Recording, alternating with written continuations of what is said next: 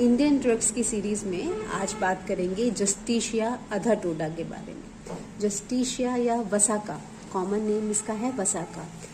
Excellent remedy है for all sorts of cough, cold, bronchitis, haemoptysis etcetera.